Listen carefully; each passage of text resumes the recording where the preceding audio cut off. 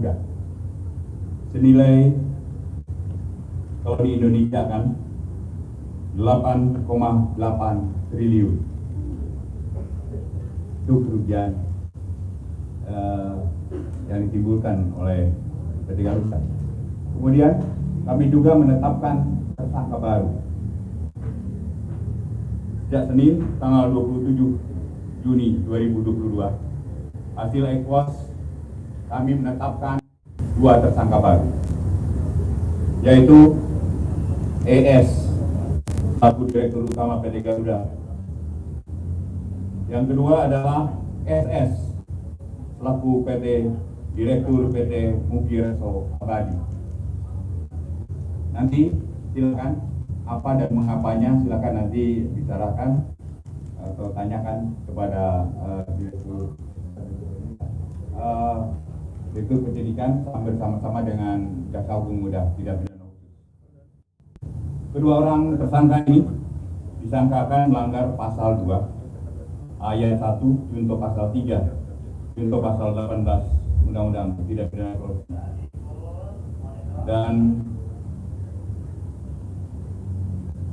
tidak dilakukan penahanan karena masing-masing sedang menjalani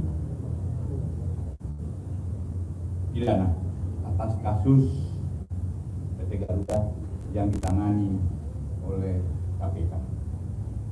Tapi untuk teman-teman tahu, sama sekali tidak ada nebis in idem di sini.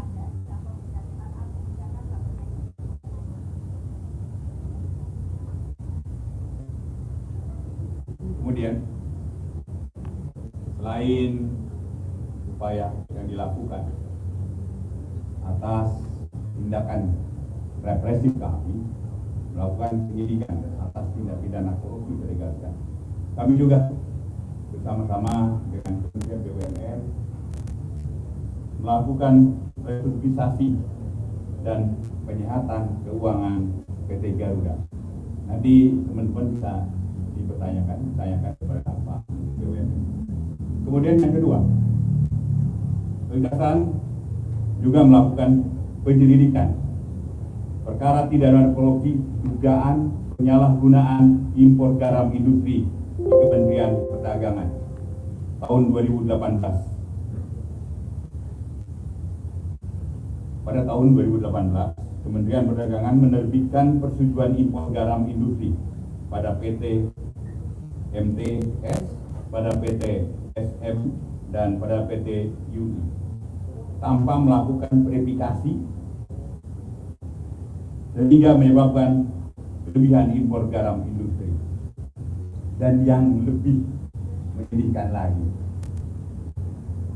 garam ini yang tadinya khusus diperuntukkan untuk industri, dia dicetak dan menggunakan SNI, artinya lagi yang seharusnya UMKM yang mendapat rezeki di situ dari garam industri dalam negeri.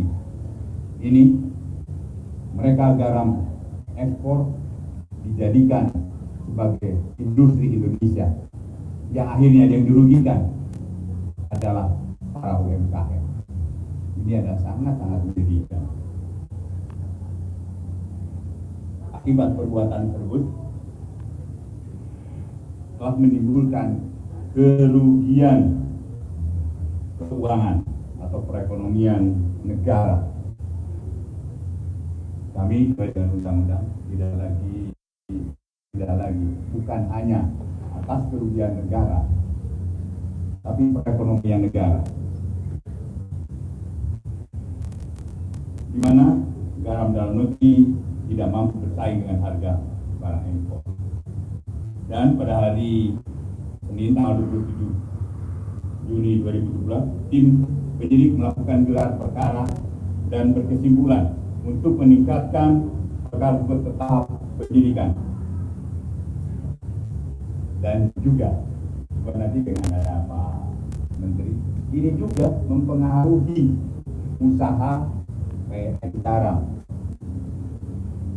milik BUMN, di mana tidak sanggup bersaing dengan harga murah yang ditimbulkan.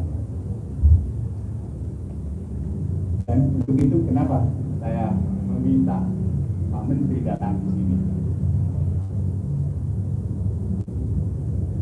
Kemudian yang ketiga, Kejaksaan melakukan penyidikan perkara dugaan tindak pidana korupsi penyerobotan lahan kawasan hutan PT Duta Palma Group dengan uraian sebagai berikut. Uraian singkatnya, itu PT Duta Palma melakukan pengelolaan lahan seluas 37.095 hektar secara tanpa hak melawan hukum yang mengakibatkan kerugian keuangan negara perekonomian negara, di mana PT Duta Palma telah membuat dan mendirikan lahan seluas itu tanpa dilandasi oleh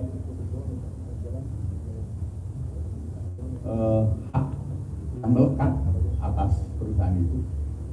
Jadi dia ada lahan, tapi lahannya tanpa ada surat apa-apa.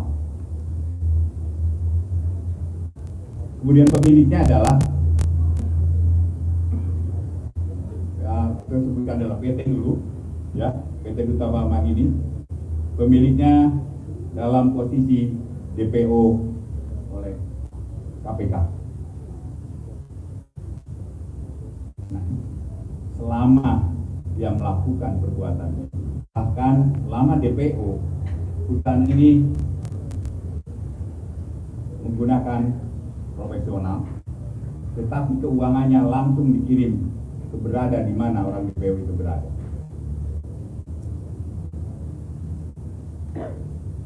Kemudian kira-kira 2 minggu yang lalu, kami tim penyidik dari Kejaksaan Agung telah melakukan penyitaan atas lahan tersebut, dan penyitaan itu kami titipkan ke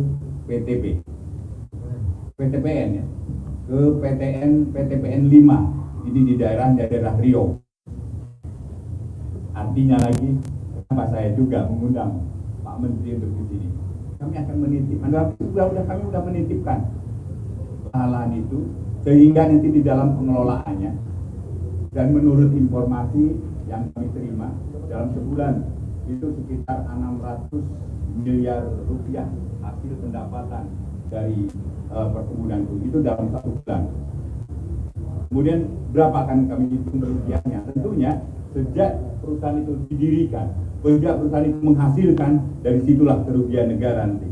Dan nanti akan saya minta Kepala BPK untuk melakukan perhitungan. Kemudian juga dalam kesempatan ini saya juga sampaikan, tadi pagi kami bertempat di kantor BPKP telah melakukan kerjasama membuat tim gabungan audit tata kelola industri kelapa sawit, bahwa kami bekerja sama untuk melakukan audit atas banyak, nanti ada mulai dari lahan, tapi ada banyak kegiatan-kegiatan. Nanti juga Pak Kepala BPKP akan menyampaikan apa aja yang akan kami tindak lanjuti dengan itu.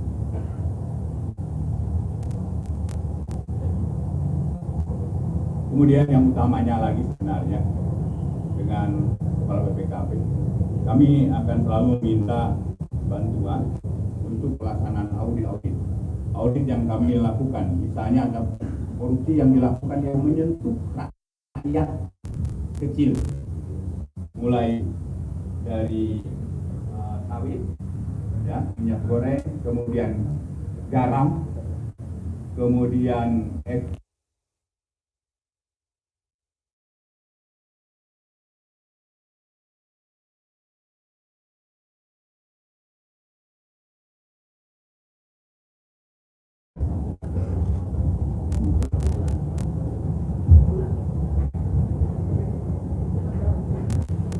teman-teman media, Assalamualaikum warahmatullahi wabarakatuh.